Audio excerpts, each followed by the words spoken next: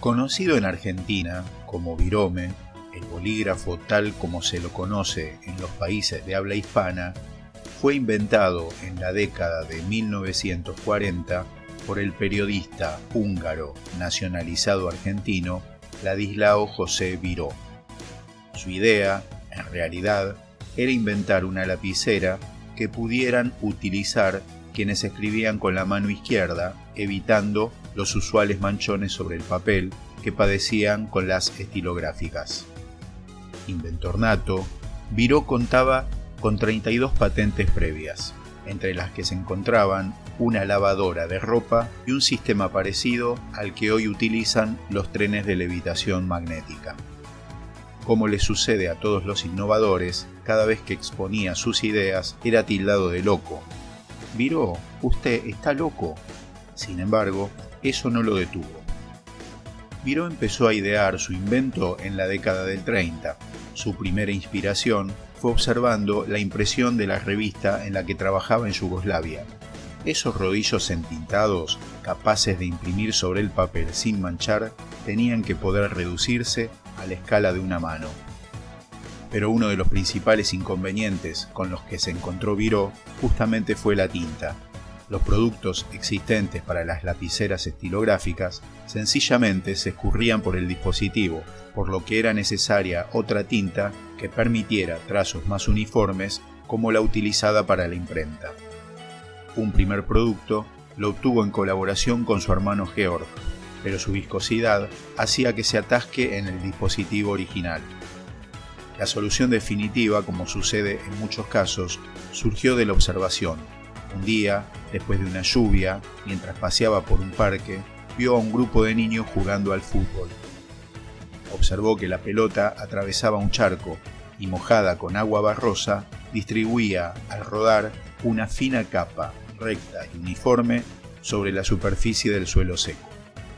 Biró se dio cuenta entonces de que la punta de su dispositivo debía ser esférica. La falta de recursos, la aparición en la escena política europea de Adolf Hitler, el ascenso del nazismo y el inicio de la Segunda Guerra Mundial interrumpieron su proyecto. Es aquí donde aparece un expresidente argentino, Agustín Pedro Justo, quien no solo lo invita a desarrollar su idea en Argentina, sino que le consigue la visa a él, a su hermano Georg y a su amigo Jorge Meine para que abandonen Europa, se radiquen en Argentina, pero además le financió el proyecto. Instalados en Buenos Aires y financiados por Agustín Pedro Justo, Biró y Meine fundan la empresa Virome, acrónimo del apellido de ambos. En 1943, la firma lanza al mercado argentino la esferográfica, luego comercializada como virome. Tenía varias ventajas por sobre la estilográfica.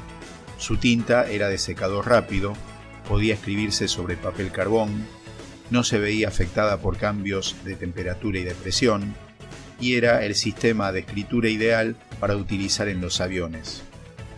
Pero era tan barata que los argentinos no se la tomaron en serio y al principio su uso fue solo escolar. Sin embargo, no le llevó mucho tiempo a la virome popularizarse entre todas las clases sociales y desplazar a sus antecesores, la estilográfica y el lápiz de grafito.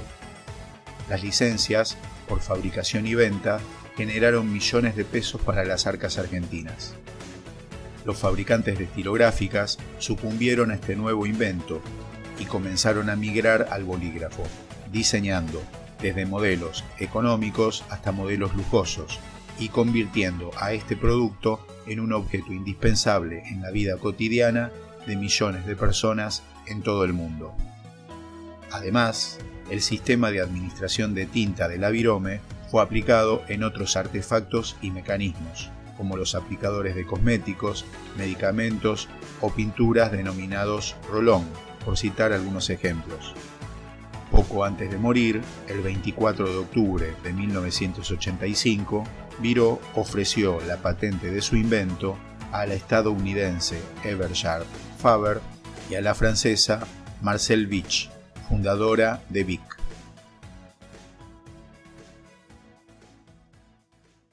Si te gustó este video, hacémelo saber con un me gusta. Son bienvenidos tus aportes y comentarios. Si te interesa este u otros videos de mi canal, suscríbete y activa la campanita. Hasta pronto.